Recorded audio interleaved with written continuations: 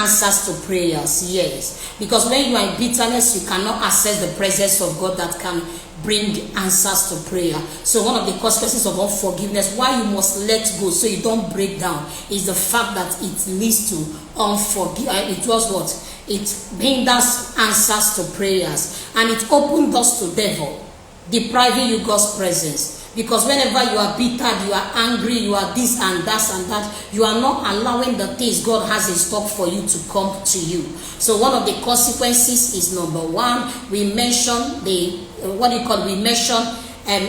makes you live in bitterness, disease of bitterness. And we mentioned number two, it hinders answers to prayer.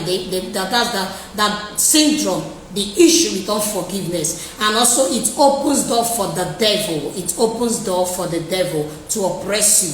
And it gives the devil the hand to oppress you. All right. Quickly, we are mentioning, how do we practice forgiveness to gain emotional balance? Remember that most of the people who are depressed, most of the people with emotional battles are people who are abused, who experience some physical accidents, and some of these people are traumatized. Some of the people are traumatized, they are depressed. Some of them, as a result of, because of what somebody did to them in the past, they refuse to forgive. If somebody has been sexually abused, tell me how the person do this. Is a spouse between two spouses where the spouse has so much cost paid to the other. You are asking me, how do I forgive? So that's why we are mentioning the place of forgiveness. It has weighed people down, causing more harm than good, and it hinders a lot of things. Has hindered a lot of things. So you have to forgive. We mentioned the reasons why we have to forgive. I mentioned it here. We said forgive yourself. Forgive yourself because you need that inner peace. Protect your inner peace by forgiving yourself. And we also mentioned forgive others for the sake of your inner peace. All right, why and how do we practice forgiveness to gain emotional balance? Whether you're offended, you are not offended, how do we practice it? How do we practice forgiveness to gain emotional balance? Number one, always remember and reflect on how your reaction, anger, hurts has affected you and others. For instance, ask yourself, all this why I've been angry, all this why I refuse to forgive, what has that added to my life? It doesn't add anything. Most of the times you end up breaking down. That's one of the things he does. So you ask yourself that particular question. Reflect on the past. Reflect on the past behavior, the effect of the anger, the offense over your life and others. Because sometimes you refuse to forgive your spouse, forgive your sister, your brother, that man or that woman, that boss, anyone that's offended you. You don't know you're caging yourself because they've moved on living their life, okay? And he said, remember and reflect the effect of it over your life. So how do you start that? By reflecting and understand that this has not benefited me, so there is a quiet need for me to start forgiving and forgiving easily. So I call number two. Remember, we are talking about how do we practice forgiveness to gain emotional balance. We say number two, decide to forgive. Remember, our antidote one deals with decision. We say that nobody helps until you take decision. So take decision that I'm gonna let go of what this guy did to me, what this lady did to me, what this man did to me. Just take decision to forgive for the sake of your peace, okay? So when you want to take decision to forgive, do it quickly. Don't stay. Don't allow it be in your heart for long. The truth is that to me, as a person, might not be the same with you. I don't know how to harbor offenses in my heart. I don't know how to do it. And if somebody offends me, most cases I have this attitude sometimes, like attitude of confrontation. More like I want you to know you did it so that you know that you did it. And most cases when I tell you that you've offended me, I'm okay. And some people that they even offended, they will not even tell you. You don't even know you offended them. But when you pass their side, they are bitter about you. Okay, so you learn the attitude of opening up to people who you feel has offended you, but you do that constructively, okay, and in a respectful way. And this thing you did to me, I don't like it. Whether they apologize or they don't apologize, release the forgiveness for the sake of your inner peace. So you must decide to forgive. All right, forgive yourself. It is not your fault. Stop thinking the reason why people are leaving you because it's your fault. No. If you think it's your fault, start taking steps towards amending those things you think is a fault. But don't beat yourself down. Don't let your emotion be crushed because of unforgiveness. Forgive yourself, forgive others, okay? Start letting go of those anger and resentment. Remember, we are talking about the steps. Start letting go of the anger. Let me tell you something. Who left, who is coming is better than who left you.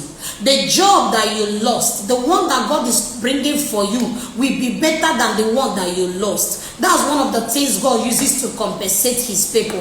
That anger in your heart, that organization did this to me, this person did this to me, let it go. The blessing coming to you will outweigh those hurts. The blessings of God coming to you will outweigh those things. Because one of the things God is seeking is fellowship with his people. If only you can let go of those hurts. We are talking about the place of forgiveness. Let it go. Just let it go. Anyone who has left, let them go for the sake of your inner peace. If there's one you can talk to, you talk to. And the next point, we are talking about how do we practice forgiveness to gain emotional balance. We said remember and reflect the effect of it on you. Remember that it never helped you at all. So find a way of letting go. Number 2, decide to forgive. And when you want to forgive, forgive quickly. Forgive quickly. Don't forgive after 1 month or 2 or 1 year. Don't keep forgiving. Just like the story I told you, the woman harbored unforgiveness for 10 good years. Don't forgive. How would you even carry it? Let it go, no matter how bad it looks, for the sake of your inner health. Okay, let it go. What is coming is better than what left. Let them go. Let the hurt go. Let the resentment go, so that you can be fine emotionally, so that your joy will be restored, so that you can be able to come back to build a good build a good fellowship with your God. You know, whoever that offended you might not even know they offended you. That's even the worst. And you see somebody that offended you shopping and posting some things on social media looking good. That's the reason why. And you get bitter the more you see them. Let them go. All right. So we are talking about the steps, and I say practice empathy on the other part. For instance, somebody offended you, said the things you don't like, and you lock up yourself, you are weeping. You know, there's some people that can even you call it I met somebody, what was it? There's a reason that thing happened when I was a teenager. As slim I was, the person looked at me and said, don't Joy, I don't understand you. You are now getting fat and eating anyhow. I came back to the mirror, checked myself. That thing damaged my emotion. That's why we have to talk about this. And I took my time, I took to the mirror and I began to look at myself. Do you know that I have to go and get slimming tea? As a teenager of 14 years, I started taking, it's only God that saved my life that time. I was taking slimming tea till my elder brother caught me. Thank God for brothers. They caught me, they want to know what am I doing. I said, and somebody said I'm getting fat. So, I said, what are you doing? What are you doing? You fat from where? So there are people that once they see you, they can make a statement that will make you not to sleep. Now, learn to forgive quickly. Let them go as if nothing happened. But you need the grace of God to do that, okay? So be the one that practice empathy. Could it be that the person that did this to you is going through a lot of challenge? The part I use this in forgiving is the part of empathy. That's just the truth. I practice empathy a lot. I put people in my shoe. Okay, this person screamed. This person was so irritated. The person was, in fact, he's a sarcastic and this. And at a time I come back, I ask myself the simple question: what if she's going through some things? What if he's actually going through something that pushed him or her to react this way? What if this? So by the time you begin to put yourself in the shoe of others, it's easier to forgive their hurts. All right, let go of the expectation. In this aspect, whether you went to apologize, they accept or not, apologize to yourself, to God, and move on, so that you will have your peace of mind. Once you lose your peace of mind, your health and mental health will be at stake, because the devil will come in and torture you with bitterness, anger, which care is not taken. When you see the person progressing, you begin to envy that person for no cause reason, okay? So we now talk about the last one I'm mentioning is forgive because the Bible said so. God said so. I will read the scripture as I conclude. Colossians chapter 3 and verse 13. Be tolerant with one another and forgive one another whenever any has a complaint against someone. You must forgive one another just as the Lord has forgiven you. You have to learn to forgive. What they did to you cannot get to what they do to Christ before they crucified him, because he offended no one. Understanding this will help you to build resilience. It will help you to say, no matter, even if they gang up and they are 50 or 100, a lot of people might gang up against one person. Always tell yourself that one with God is majority. That all I know that I'm going to forgive them. I will forgive that my uncle, my sister, my auntie, the guy that broke my heart, and stop allowing them break your heart, okay? That heart is meant to pump blood. All right? So whenever something like that comes up, you have to learn to let it go. Let the past remain in the past, because it's not going to allow you move forward. If you refuse to forgive the person that broke your heart and left the relationship both of you work together for, how will you not allow God to bring in somebody better?